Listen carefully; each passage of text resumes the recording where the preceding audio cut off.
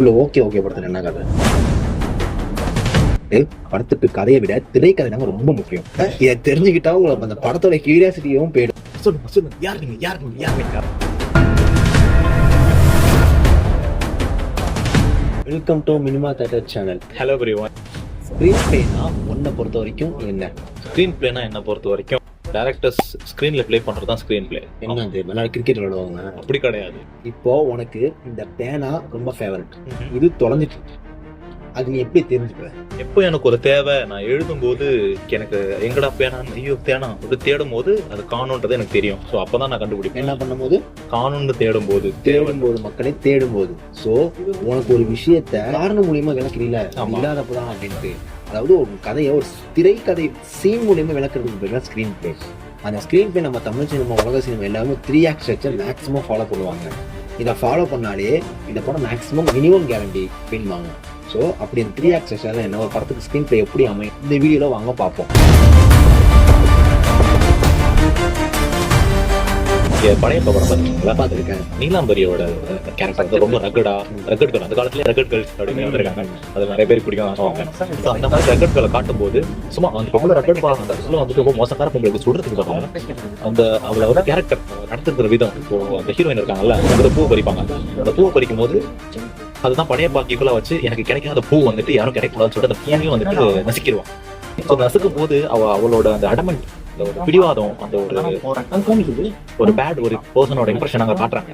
இது ஒரு சின்ன ஆக்ஷன், பூ நசுக்கிறது காட்டியிருக்காங்க. கேரக்டர் ஒரு கதை மூலியம், அதாவது திரை அந்த கதை மூலியமா விளக்குறாங்க. சோ இதுக்கு பேர் தான் ஸ்கிரீன் பிளே. இது யார் பக்காவா பண்றாங்களோ அந்த படம் பயங்கரமான ஹிட். அதே மாதிரி 3 ஆக்ட் ஸ்ட்ரக்சர்ல ஃபர்ஸ்ட் ஆக்ட்ல நம்ம என்ன பார்க்க போறோம்னா தீம் செட்.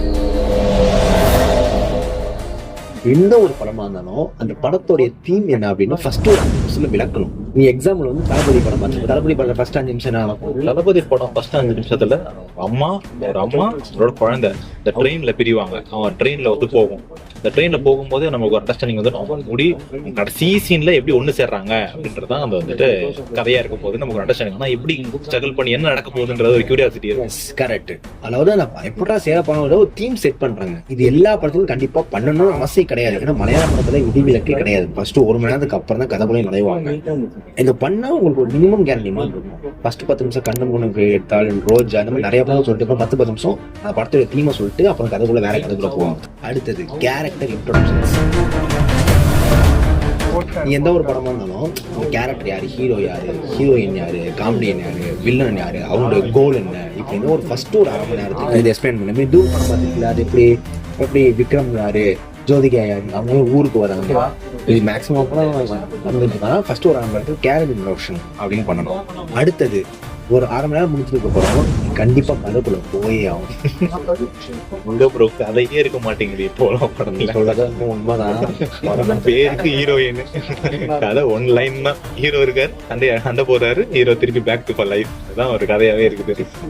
ஓகே தான். பட் ஆனா வந்து நம்ம நார்மல் தமிழ் சினிமால நிறைய படங்கள் இருக்கு. கதைக்குள்ள போகணும். அந்த கதைக்குள்ள எப்படி போனது ஸ்பார்க் பாயிண்ட் எப்படின்னா, இப்ப நீ மேல இல்லாம சுத்திட்டு இருக்க, சுத்தமா உங்க அம்மா வந்து திட்டுறாங்க கண்ணா முன்னாடி, என்னதான் ஊதாட்டமா சுத்திட்டு இருக்க, நாளையில இருந்து நான் வேலைக்கு போறேன்டா, நாளையில இருந்து நான் வேலைக்கு போறேன். அதாவது ஒரு இடத்துக்கு நீ ஸ்டெப் எடுத்து வைக்கிற. சோ ஒரு ட்ரிகரிங் பாயிண்ட் ஸ்பார்க் பாயிண்ட் அப்படின்னு. சந்திரமுகி கூட நார்மலா கதை எல்லாமே போயிட்டு இருக்கா, பேய் இருக்கு அதெல்லாம் சொல்லுவோம். எப்போ அந்த கதை குறையும்? ஜோதிகா வந்துட்டு சாவி செய்யும் போது, எஸ் சாவி தான், அந்த சாவியில என்ன இருக்கு, அவன் ஏன் செத்து போனான், அந்த சாவியில என்ன ஒரு அமானுஷம், அங்க என்ன ஸ்டார்ட் ஆகி இந்த கதை அப்படியே பீக்ல இப்படி இருக்கும். அதுல நார்மலா ஒரு வீட்டுல இந்த குடி இருப்பாங்க, இந்த இலக்காரங்க இருப்பாங்க, எஜமானி எல்லாம் அப்படி இருப்பாங்க. அந்த மாதிரி கதை இதே தான் துப்பாக்கி படுத்துங்க. நார்மலா பஸ்ல போயிட்டு இருப்பான், அந்த பஸ் பிளாஸ்ட் ஆயிடும். இது ஏன் பிளாஸ்ட் ஆச்சு அப்படின்னு விஜய் யோசிக்க ஆரம்பிப்பாப்ல. அதுக்கப்புறம் அந்த கதை கொடுக்கணும். This is the spark point of ஒரு ஸ்டோரி. இதுக்கப்புறம் நீங்க ஸ்டோரியை ஒவ்வொன்றா எக்ஸ்பிளைன் பண்ண ஆரம்பிக்கலாம். ஸ்பார்க் பாயிண்ட்லாம் முடிஞ்சிருச்சு. அதுக்கப்புறம் உன் ஸ்டோரியை கொஞ்சம் கொஞ்சமா எக்ஸ்பிளைன் பண்ண ஆரம்பிக்கணும். எப்படி ஆரம்பிக்கணும்னா, என்னென்ன பிரச்சனை வருது, ஹீரோ நல்லா போயிட்டு இருக்கான். இப்போ சம் ஸ்டோரிஸ் வந்து பிரச்சனைகள் இருக்கும், அதை சால்வ் பண்ண மாதிரி ஹீரோ போவான். இல்ல சம் ஸ்டோரிஸ்ல ஹீரோ நார்மலா இருப்பான், ஒவ்வொரு பிரச்சனை ஆரம்பிக்கும். என்ன அவனுக்கு பிரச்சனை வருது, எதனால பிரச்சனை வருது அப்படின்னு ஒவ்வொன்றா காட்டிட்டு இருக்கும். எக்ஸாம்பிள் இரும்பு திரைப்படம் பாத்தீங்க. அப்பா வந்துட்டு ஏதோ ஃப்ராட் பண்ணி பணம் வாங்குவாரு பேங்க்ல இருந்து. ஆனா அதை போலீஸ் கிட்ட போய் ஓப்பனா கம்ப்ளைண்ட் பண்ண முடியாது, ஏன்னா இவங்களும் அந்த ஃப்ராட்ல இன்வால்வ் ஆயிருக்காங்க. ஸோ அங்கதான் வந்துட்டு இதனால எத்தனை பேர் வந்துட்டு வந்துட்டு பாதிக்கப்பட்டிருக்காங்க விஷயம் தேட போய் தான் வரும்னு நினைக்கிறேன். ஒவ்வொன்னா அப்படியே பிரச்சனை ஆரம்பிக்கும். இப்படி அதாவது அந்த கான்ஃபிடென்ட் பில்ட் பண்ணிட்டே போவாங்க. இது நீங்க ஒரு அரை மணி நேரத்துக்கு அப்புறம் பண்ண ஆரம்பிச்சாங்க. படம் ஒரு பிரச்சனை வந்தாதான் எல்லாருக்கும் இன்ட்ரெஸ்ட். இன்ட்ரோல் பாயிண்ட் எப்போதுமே வந்து கிரியேட் ஒன் ப்ராப்ளம். அந்த ப்ராப்ளத்தை நீ கிரியேட் பண்ணிட்டு இது எப்படா ஹீரோ பண்ணி முடிக்க போறான் அப்படிங்கிற மாதிரி தான் மேக்ஸிமம் போனால் இன்ட்ரோல். அப்படி இல்லை அப்படின்னா ஹீரோல இன்னொரு ஃபேஸ் ரிவீல் ஆகும். அதாவது எக்ஸாம்பிள் நீ பாஷா பத்தி இன்ட்ரோல் அது இன்ட்ரோல் தம்பிக்காரன் கேட்கும் போது அதுக்கு முன்னாடி பாட்ஷா வந்து தங்கச்சி அடிச்சுட்டாங்க அப்படின்ட்டு ஆட்டோ ஓட்டுற மாணிக்கமா இருந்த ஒரு ஆளு பாஷாவா மாறுவாரு. ஒரு ஹீரோட வித்து ஃபேஸ் ரிவீல் ஆகுது. இது என்ன இங்கே கில்லி படத்தை நீங்க எடுத்துங்க. த்ரிஷாவை தூக்கிட்டு வந்துருவாரு விஜய். இதுக்கப்புறம் என்னடா பண்ண பிரகாஷ்ராஜ் பிடிச்சா அவங்க இதுக்கப்புறம் ஒரு ப்ராப்ளம் கிரியேட் பண்ணணும்.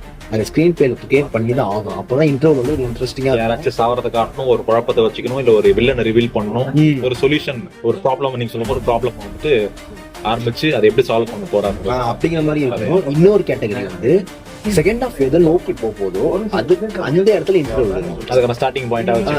அதாவது எக்ஸாம்பிள் இப்போ டிராகன் போனோம் ஃபர்ஸ்ட் ஹாஃப் செகண்ட் ஹாஃப் வேற படம் மாதிரி இருக்கும். ஆனா செகண்ட் ஹாஃப்ல காலேஜ் போய் படிக்க போறாங்க இன்ட்ரோலே என்னன்னா பண்ண போறோம் அந்த காலேஜுக்கு போய் அப்படிங்கிற மாதிரி செகண்ட் ஹாஃப்ல வந்து அந்த ஒரு லீடு வச்சு இன்ட்ரோல் இருப்பாங்க. இப்படிதான் இன்ட்ரோல் ஒரு பாயிண்ட் இருக்கணும். இது வந்து ஹாலிவுட் சினிமால கிடையாது, நம்ம தமிழ் சினிமால இந்த ஆக்ட் ஃபாலோ பண்ணிட்டு இருக்காங்க. செகண்ட் ஹாஃப் ஆரம்பிச்ச உடனே நீ கிரியேட் ஆனிச்சுல சம் ப்ராப்ளம்ஸ். ஃபர்ஸ்ட் ஹாஃப்ல கிரியேட் ஆன ப்ராப்ளம்ஸ் இப்போ இருமத்திலே வந்து பணம் காணா போச்சு வெற்றி கண்டுபிடிக்க போறான் அப்படின்னு கிரியேட் பண்ண ப்ராப்ளம்ஸை ஒவ்வொன்றா சால்வ் பண்ண டிராகன் படத்தை எடுத்துக்கோங்க. இப்போ வந்து அவன் வந்து புறா அந்த அரியரை பாஸ் பண்ண பாருங்க ஒவ்வொன்றா அவன் படிக்கிறான் உட்காந்து நிறைய பேர் ஹெல்ப் பண்றாங்க அப்படி எக்ஸாம்பிள் வந்து பண்ணிக்கிட்டே இருப்பாங்க. அது ஒரு கேட்டகரி. இன்னொரு கேட்டகரி கேப்டன் மோஸ்ட். இப்போ வில்லன் ஹீரோ இருக்குன்னா ஒரு சீன்ல வில்லன் ஜெயிக்கணும், ஒரு சீன்ல ஹீரோ ஜெயிக்கணும். நிறைய படத்துல நீ பாத்துருக்கலாம். ஒரு சீன்ல வில்லன் ஜெயிப்பான். ஜெயம் ரவி அப்புறம் அரவிந்த் சாமி நடிச்சிருப்பாங்க. தனி ஒரு அருமையா காட்டியிருப்பாங்க இந்த இடத்துல. சும்மா ஈக்குவல் ஒரு அப்பத்துல இருந்தா வில்லனுக்கு பயங்கரமான ஒரு இம்பார்ட்டன்ஸ் கொடுக்கும் நினைக்கிறேன். தமிழ் சினிமால பயங்கரமான பிஜிஎம் போட்டு வேற லெவல்ல ஓகே ரகுவரனுக்கு அந்த காலத்துல போட்டுருக்காங்க. பட் ஸ்டில் அந்த படத்துல பயங்கரமா காட்டியிருப்பாங்க அரவிந்த் சாமியை.